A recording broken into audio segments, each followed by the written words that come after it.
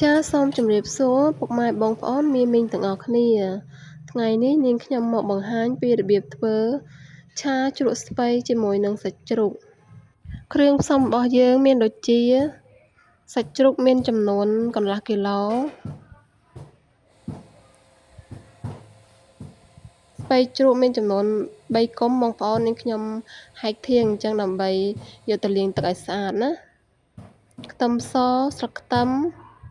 ចាឥឡូវយើងមកមើលពីរបៀបធ្វើតែម្ដងទៅជាដំបូងនាងខ្ញុំហាន់សាច់ជ្រូកជាចំណិតស្ដើងហើយខ្លាញ់យើងហាន់ទុកម្ល៉េះដើម្បីយកទៅរំលីងយកខ្លាញ់ណាបងប្អូនហើយសាច់ជ្រូកយើងហាន់ចំណិតស្ដើងអញ្ចឹងទៅហើយយើងហាន់ហើយយើងទុកពាក់កណ្ដាលនិងទុកពាក់កណ្ដាលទៅយើងយកទៅចិញ្ច្រាំឲ្យម៉ត់ទៅបងប្អូនចាពេលដែលយើងយកទៅចិញ្ច្រាំអញ្ចឹងទៅគឺពេលយើងដាក់ផ្សំគ្រឿងទៅគឺមានរសជាតិឆ្ងាញ់ណាបងប្អូនចាបន្ទាប់មកយើងទុកក្នុងចានម្លាយសិនមកឥឡូវយើងមកហាន់បន្លែម្ដងជ្រក់ស្ពៃរបស់យើងហាន់ជាចំណិតល្អិតបែបនេះបងប្អូនចាពេលយើងហាន់ល្អិតអញ្ចឹងទៅគឺផ្សំគ្រឿងក៏មានរសជាតិឆ្ងាញ់ហើយរងាស់ឆាប់ផុយទៀតបងប្អូនចារាល់ដងនាងខ្ញុំយកជ្រក់ស្ពៃយកទៅស្ងោរបងប្អូនឥឡូវនាងខ្ញុំយកមកឆាម្ដងគឺថាមានរសជាតិឆ្ងាញ់ប្លែកតែម្ដងណា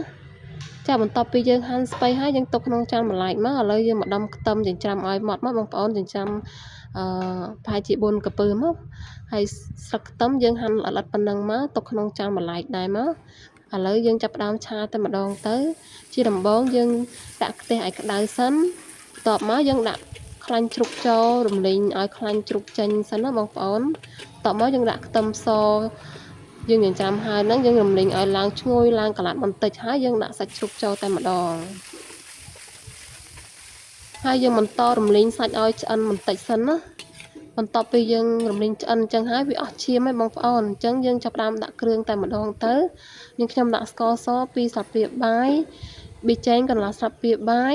ប្រេងខ្យងទឹកស៊ីអ៊ីវបន្តិចទឹកត្រីបន្តិចផងដែរចានេះខ្ញុំប្រើទឹកស៊ីអ៊ីវទឹកត្រីតែបន្តិចទេបងប្អូនព្រោះអីជ្រក់ស្ពៃរបស់យើងវាមានរសជាតិប្រៃស្រាប់ហើយបងប្អូនអញ្ចឹងយើងអត់ត្រូវការដាក់ច្រើនទេណាព្រោះខ្លាចប្រៃជ្រុលណាបន្ទាប់មកយើងត្រឡប់ពី3ត្រឡប់មកហើយយើងដាក់បន្លែចូលតែម្ដងទៅហើយយើងបន្តត្រឡប់បន្លែនិងសាច់របស់យើងហ្នឹងឲ្យសព្វចូលជាមួយគ្នាតែម្ដងទៅហើយយើងដាក់ទឹកបន្តិចបងប្អូន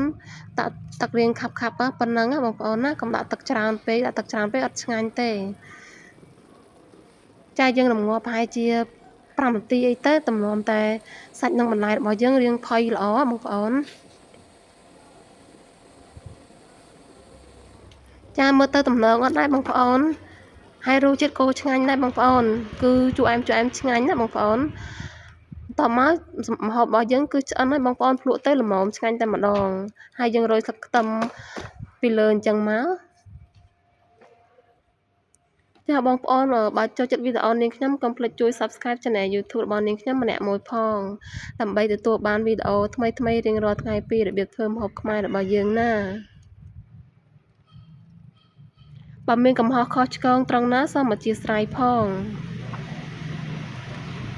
ចាឥឡូវយើងដួសដាក់ចានញ៉ាំតែម្ដងទៅ